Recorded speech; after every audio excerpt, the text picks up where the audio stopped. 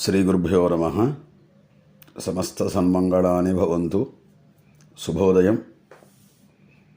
ప్రాతకాలపు ఉషోదయపు శుభాకాంక్షలు. ఈరోజు పంచాంగం వివరాలు 4/1/2021 సోమవారం. స్వస్తిశ్రీ చాంద్రమాన శ్రీ శార్వరినామ సంవత్సరం దక్షిణాయనం హేమంత ఋతు మార్గశిరమాసం కృష్ణపక్షం.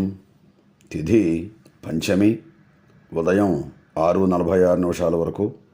తదనంతరం షష్ఠి తెల్లవారుజామున 5:02 వరకు. పూర్వఫల్గుని నక్షత్రం రాత్రి 7:09 వరకు. రాత్రి వర్జ్యం 2 గంటల నుండి 3:32 వరకు. మధ్యాహ్నం దుర్ముహూర్తం 12:27 నుండి 1:11 వరకు. పునః దుర్ముహూర్తం 2:39 నుండి 3:23 వరకు. సూర్యోదయం 6:34, సూర్యాస్తమయం 5:32. రాహుకాలం ఉదయం 7:30 నుండి ఉదయం 9 గంటల వరకు. ఆశీర్వచనం వినండి. ఓం శ్రీ గురుభ్యో నమః. హరి ఓం.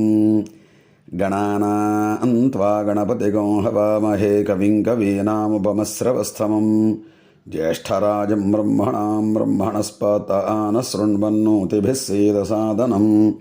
ప్రణో దేవీ సరస్వతీ వాజేభిర్వాజనేవతి. ధీనామవిత్రియవతు. గురుర్బ్రహ్మా గురుర్విష్ణుః గురుర్దేవో మహేశ్వరः. గురుః సాక్షాత్ పరబ్రహ్మ. తస్మై శ్రీ గురవే నమః. అస్మత్ శ్రీ గురుచరణారవిందాభ్యాం నమో నమః.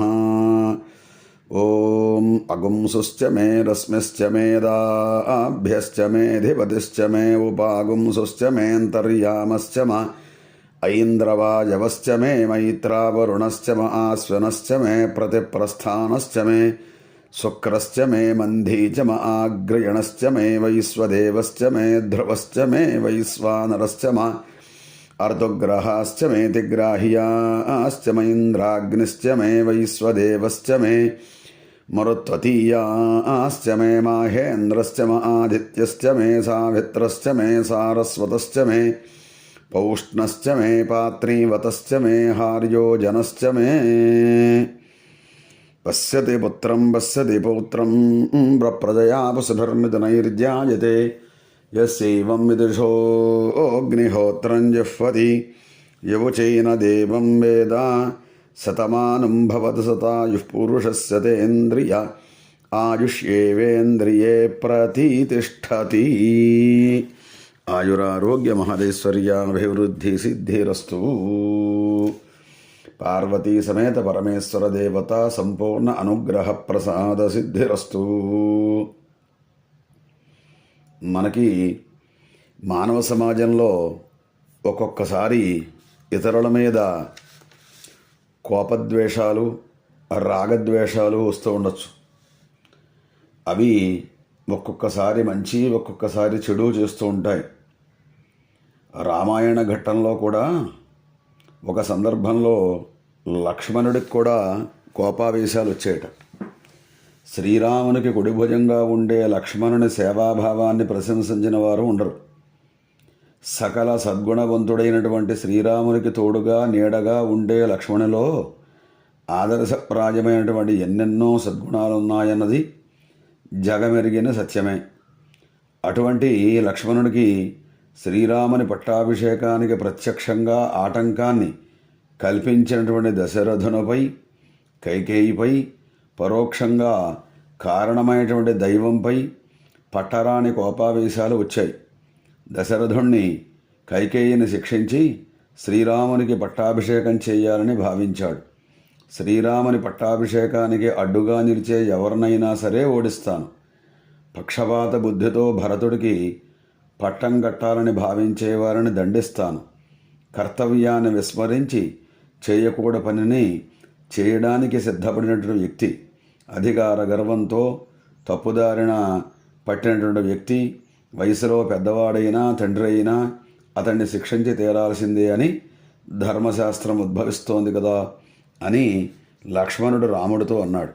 అప్పుడు రాముడు లక్ష్మణుని కోపావేశాలను తగ్గించే విధంగా మాట్లాడాడు. లక్ష్మణ, నీవు నాపై అమితమైనటువంటి ప్రేమను కలిగి ఉన్నావని నాకు తెలుసు. నా అరణ్యవాసాన్ని గురించి దుఃఖించకు.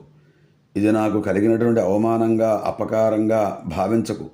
ఇదంతా కూడా దైవ సంకల్పం. నీవు కైకేయిని కానీ దశరథుడిని కానీ దండించాలనుకోవడం సరికాదు. నా అరణ్యవాసానికి అవసరమైనటువంటి సామాగ్రిని సిద్ధం చేయి. మనం ఒక విధమైనటువంటి ఫలితాన్ని కోరి అందుకు తగిన కార్యాచరణతో పట్టుదలతో సంకల్పించిన పని పూర్తి చేయడానికి ప్రయత్నిస్తుండగా అనుకోకుండా హఠాత్తుగా ఆ ప్రయత్నం ఆగిపోయి వేరొక విధంగా ఫలితం సంభవిస్తే దాన్నే దైవ సంకల్పం అంటారు అని ఊరడించాడు. అయినా లక్ష్మణుడు చల్లబడలేదు. రాముని పట్టాభిషేకానికి ధర్మవిరుద్ధంగా విఘ్నాన్ని కలిగించినటువంటి దేవుని పనిని సైతం అంగీకరించాల్సినటువంటి అవసరం లేదు. ఇప్పుడే దైవబలం గొప్పదో మానవ ప్రయత్నం గొప్పదో నేను లోకానికి నిరూపిస్తాను అని నా శక్తితో దైవాన్ని నిలువరిస్తాను, దైవ నిర్ణయాన్ని మారుస్తాను, ఇంద్రాది దేవతలు అడ్డుపడినా సరే నా బాణాలతో అణిచివేస్తాను, కత్తి పట్టుకుని శత్రు సైన్యాన్ని ముక్కలు చేస్తాను అన్నా ఆజ్ఞాపించు అని కోపంతో ఊగిపోయాడు. శ్రీరాముడికి అనంగు సహచరుడైనటువంటి లక్ష్మణుడు దైవాన్ని నిందిస్తాడా? మాతృ సమానురాలైనటువంటి కైకేయిని పూజ్యుడైనటువంటి తండ్రిని చంపబోతాడా అని మనం తక్కువగా భావించకూడదు.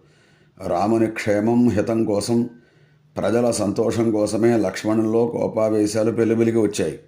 శ్రీరామ భక్తియే లక్ష్మణుల్లో కోపావేశాలను కలిగించింది. ధర్మ పరిరక్షణకు, ప్రజల సమాజ శ్రేయస్సుకు ఉపకరించే కోపావేశాలు అంగీకారయోగ్యమైనటువేనని శ్రీరామాయణంలోని ఈ ఘట్టం ద్వారా మనకి తెలుపుతుంది. అంచేత అన్ని వేళలా కూడా కోపావేశాలు మంచివి కావు.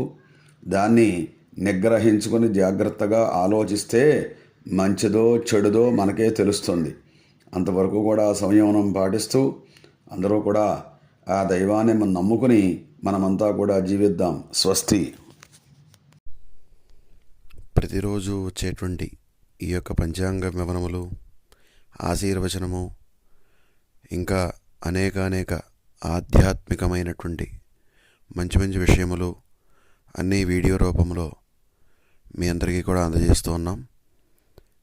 ఇవన్నీ కూడా మీకు నచ్చినట్లయితే మా ఈ యొక్క ఛానల్ని సబ్స్క్రైబ్ చేయండి, అందరికీ షేర్ చేయండి. అదేవిధంగా మీ అభిప్రాయాన్ని కామెంట్ రూపంలో ఇక్కడే తెలపండి.